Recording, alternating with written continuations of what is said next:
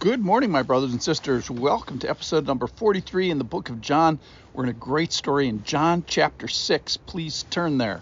So I want to tell you a story first. So one day I was playing make-believe with my grandchildren, and my granddaughter says to me, they were playing make-believe, and she says, "What is your name and what is your superpower?" So there's always, and then in the game, in the make-believe, there's always some situation, some bad guy or whatever, that is going to require you to specifically use your superpower to address that impossible situation.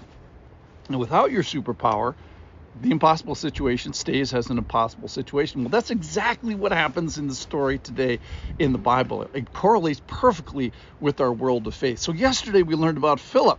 So Philip was tested, but he forgot his superpower. And today, Andrew, same circumstances, is going to remember his superpower. So miracles start with problems. So don't be surprised that if you're looking for a miracle, it means you're in a pickle. So the story is that Philip gets the math right. He gets the idea that there's more than 5,000 people. There's no money.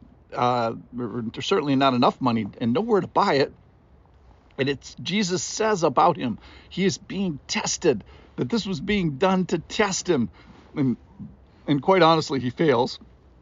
So you may have a circumstance of health or money, relationships, work, lordship, personal behavioral habits that is being tested right now. Now, the problem is that should be the beginning of your faith, not the end of it.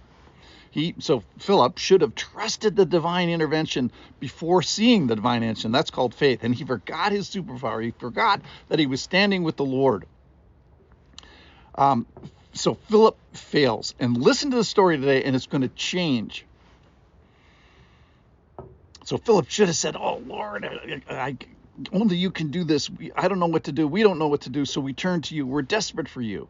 Well, that's kind of what happens in the story today with Andrew. Here it is. This is from John chapter 6, verse 8. So one of the disciples, Andrew, Simon Peter's brother, said to him, Jesus, "There is a boy here who has 5 barley loaves and 2 fish. But what are they for so many?" Jesus said, "Have the people sit down." Now there was much grass in the place, so the men sat down, about 5,000 in number, plus the women and children, by the way. Verse 11, Jesus then took the loaves, and when he had given thanks, he distributed them to those who were seated, so the fish as much as they wanted. And when they had eaten their fill, he told his disciples, "Gather up leftover fragments, that nothing may be lost." They had so much food, they're leaving it laying around. So they gathered up and filled 12 baskets with fragments from the 5 barley loaves left by those who had been eaten. When the people saw the sign that he had done, they said, "This is indeed the prophet who has come into the world." Kind of the right response. 15. Perceiving then that they were about to come and take him by force to make him king, Jesus withdrew again to the mountain by himself. There's a lot of Jesus's life left. Andrew gets the inclination to turn to the Lord and do this correctly. So like Philip, Andrew knows the math. Andrew knows that there's thousands of people, only 200 denarii, 200 days' wages, couple tens of thousands of dollars, and that is just not going to cut it to feed all these people. So Andrew is being tested like Philip, and guess what?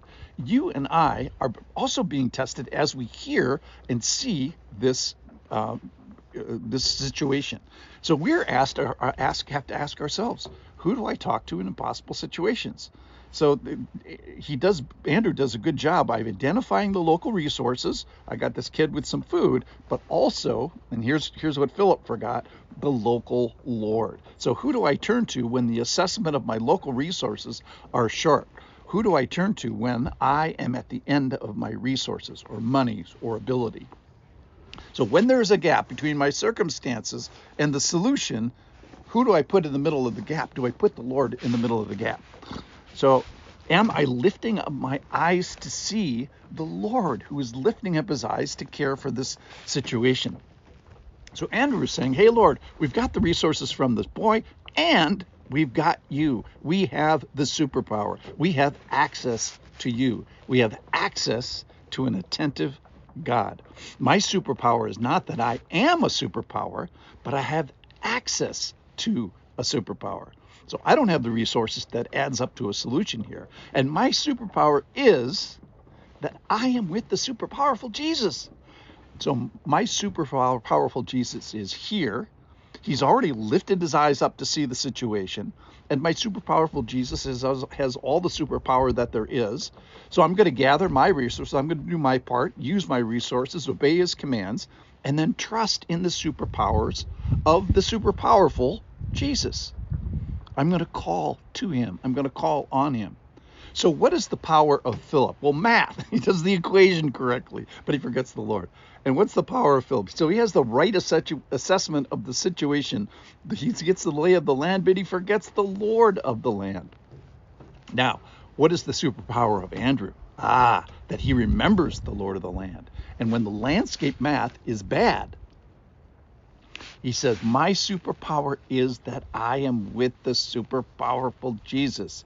My super powerful Jesus is here. He's lifted his eyes and he cares and he has the power to help. So the right steps in conclusion today. Don't be surprised, ladies and gentlemen, that you're going to be tested. So Philip is tested in the story yesterday, and Andrew is being tested in the story here today. They're both in a difficult, impossible situations. Now, you may be too. It might be health, it might be money, it might be relationships, it might be work. Whatever it is, the point is, turn to him, lift up your eyes to see him lifting up his eyes to us in our situation. And let's put the Lord of all the situations into this particular situation.